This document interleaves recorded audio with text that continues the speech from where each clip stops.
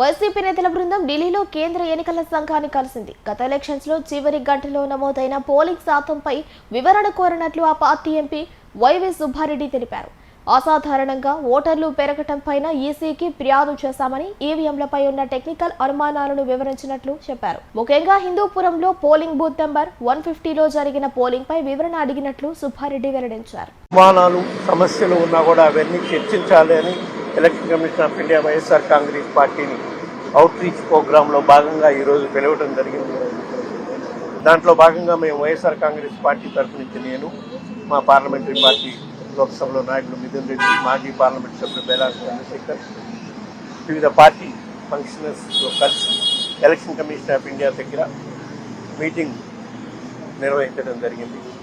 దాంట్లో 2024 ఎలక్షన్స్లో రాష్ట్ర వ్యాప్తంగా జరిగిన ఎలక్షన్స్లో ఈవీఎంల తీరుపై కొన్ని డౌట్స్ ఉన్నాయి.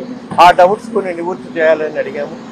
మరీ ముఖ్యంగా కొన్ని నియోజకవర్గాల్లో ఈవీఎంలకి వీవీప్యాట్లకి కంపారిజన్ చేయాలని కూడా అడిగాము.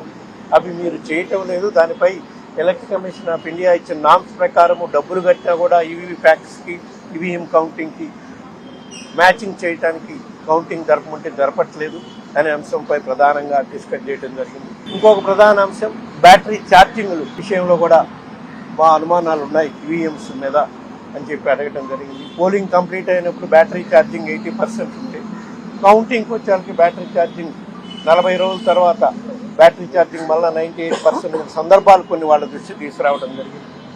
అదేవిధంగా పోలింగ్ ఆఫ్టర్ 6 PM పోలింగ్ శాతం ఆంధ్రప్రదేశ్లో ఎక్కువ నియోజకవర్గాల్లో పోలింగ్ శాతం పెరిగింది. అది సుమారుగా 4 కోట్ల ఓట్లలో 51 లక్షల ఓట్లు ఆఫ్టర్ 6 PM జరిగిన పోలింగ్లో వచ్చింది. దానిపై కూడా పూర్తిగా ఎంక్వైరీ చేయాలని చెప్పి మేము కోరడం జరిగింది. అదేవిధంగా కొన్ని పర్టికులర్గా మేము అడిగిన వాటన్నిటికీ వాళ్ళు ఎలక్షన్ కమిషన్ నుంచి వాళ్ళు ఇచ్చే సమాధానం వాళ్ళు ఇచ్చారు. వీవీప్యాట్ల విషయంలో కౌంటింగ్ చేయటానికి లేదు అని వాళ్ళు చాలా నిర్బంధంగా చెప్పడం జరిగింది. బ్యాటరీ ఛార్జింగ్ విషయంలో అవి రీఛార్జబుల్ బ్యాటరీలను పెట్టడం జరిగింది కాబట్టి వాటిని పెరగటం తగ్గటం అనేది ఉండదు అనేది వాళ్ళు చెప్పే కార్యక్రమం చేయడం జరిగింది. అదేవిధంగా 6 తర్వాత పోలింగ్ జరిగిన దగ్గర మెండుగా ఎక్కువ శాతం పోలింగ్ జరిగిన దానిపై వాళ్ళు పరిశీలిస్తామని చెప్పడం జరిగింది. నియోజకవర్గం అయితే డేటా తెప్పించుకుంది. ఇంకొక అంశం 2014, 2020 కన్నా రాష్ట్ర వ్యాప్తంగా కొన్ని నియోజకవర్గాల్లో పోలింగ్ సంఖ్య గణనీయంగా పెరిగింది. ఓటర్ సంఖ్య గణనీయంగా పెరిగిందని చెప్పి ఒక రాయచోటి నియోజకవర్గంలో ఎగ్జాంపుల్గా కూడా ఇవ్వడం జరిగింది. దానికి ఎలక్షన్ కమిషన్ నుంచి చాలా సానుకూలంగా స్పందించారు. ఆ నియోజకవర్గం నుంచి ఓటర్స్ డేటా తెప్పిస్తామని చెప్పడం జరిగింది.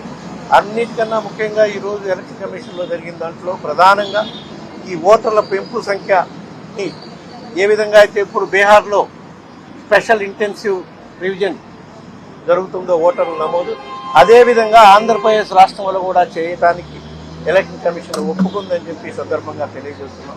ఇంకో ప్రధాన అంశం ఏవి అయితే ఈవీఎంలపై ఉన్న టెక్నికల్ డౌట్స్లో భాగంగా ఒక నియోజకవర్గం ఆంధ్రప్రదేశ్లో ఏ విధంగా పోలింగ్ ప్యాటర్న్ జరిగింది అనేది కూడా చెప్పడం జరిగింది.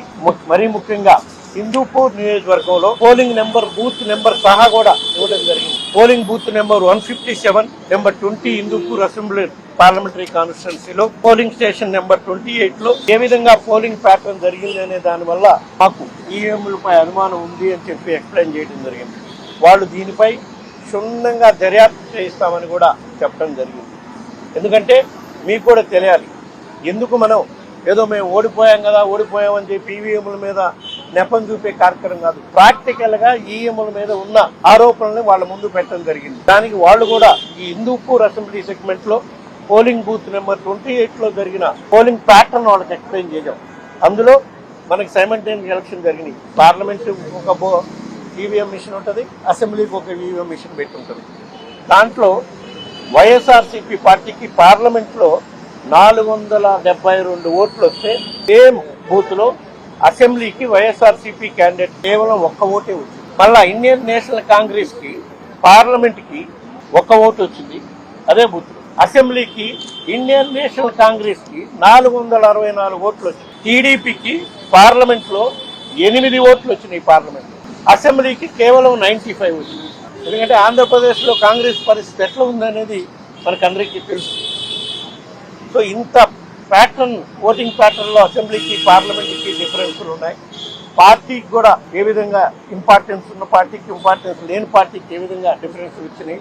ఇందువల్లే మాకు ఈవీఎంల మీద అనుమానాలు ఉన్నాయి. అందువల్లే ఈవీఎంల మీద రకరకాల అనుమానాలు వస్తున్న సందర్భంగా తప్పకుండా రాబోయే రోజుల్లో మీరు చాలా స్వాగతించవలసిన అంశం, మీరు special intensive revision of voters పెడతామన్నారు. దానివల్ల ఈ దొంగ ఓట్లు ఎక్కడన్నా ఎక్కువ ఓట్లు ఉన్న దగ్గర అనుమానాలు తొలగిపోతాయి. అదేవిధంగా నేషనల్ వైడ్ బ్యాలెట్ పేపర్లతో నెక్స్ట్ ఎలక్షన్ పోయే కార్యక్రమం కూడా ఆలోచించుకోండి. ఇది ఒక మా పార్టీ తరఫు నుంచి మీకు సూచన అని కూడా చెప్పడం జరిగింది. ఎందుకంటే ప్రపంచంగా ఉండే డెవలప్మెంట్ అవుతున్న దేశాల్లో భారతదేశం ఇప్పుడు భారతదేశం 4వ ఎకానమీ, డెవలపింగ్ ఎకానమీగా ఉంది. మన ముందున్నాయి యుఎస్ఏ కానివ్వండి, జర్మనీ కానివ్వండి, యూరోప్ కానివ్వండి, చాలా చోట్ల బ్యాలెట్ ద్వారానే ఎలక్షన్ జరిగే ప్రక్రియ ఈ రోజుకి నడుస్తుంది డెవలపింగ్ కంట్రీస్ లో. సో మనం కూడా ఇది ఒకసారి పునరాలోచన, రాబోయే ఎలక్షన్స్ ఎప్పుడు జరిగినా బ్యాలెట్ ద్వారా జరిగితే పారదర్శకంగా ఉంటుంది అని ప్రజలు నమ్ముతారు అని ఇది వైఎస్ఆర్ కాంగ్రెస్ పార్టీ యొక్క అభిప్రాయం అని చెప్పడం. ఇందాకనే చెప్పాను నేను, ఈవీఎంల మీద డౌట్లు ఉంటాయనడానికి ఎగ్జాంపుల్ కూడా చెప్పాను నేను. ఈ విధంగా ఓటింగ్ ప్యాటర్న్ హిందూపూర్ కాన్స్టిట్యూన్సీలో వచ్చింది కదా, దాంట్లో మీరు ఒకసారి గమనించండి. నేను ఓడిపోయాను అంటాం లేదు, ఇట్లాంటి డౌట్స్ ఉన్నాయి. ఇంకా ప్రధానంగా ఇంకో డౌట్, చంద్రశేఖర్ గారు ఈవీప్యాట్ కౌంట్ చేయమని కోర్టులో కేసేశారు.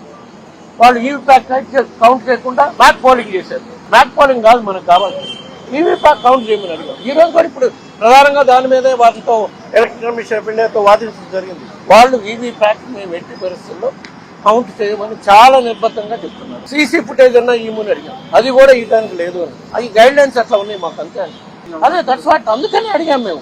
మీరు ఇంత నిర్బద్ధంగా చెప్తున్నారు కాబట్టి ఈ అనుమానాన్ని తొలగాలంటే, ఈఎంల మీద అనుమానాలు ఏ విధంగా హిందూపూర్లో బూత్లో సహా చూపించాం, ఏ విధంగా వీవీప్యాట్లు మీరు లెక్కించమంటున్నారు. సో ఈ అనుమానాలు ఉన్నాయి కాబట్టి మేము రాబోయే కాలంలో ఈ అనుమానాన్ని తొలగించడం కోసం బ్యాలెట్ ద్వారా ఎలక్షన్ పోతే మంచిది, ప్రజలకి ఒక నమ్మకం కుదురుతుంది ప్రజాస్వామ్యంపై, మీ యొక్క ఈ కాన్స్టిట్యూషన్ పై అనేది. అన్ని పార్టీలకు అనుమానాలు ఉన్నాయని మీరే చెప్తున్నారు కదా. మేము ఎవరితో కలిసి రాలా, మా పార్టీ స్టాండ్ మేము చెప్పాము. అటు మేము ఎన్డీఏతో లేము, ఇటు ఇండియా కూటమితో లేము.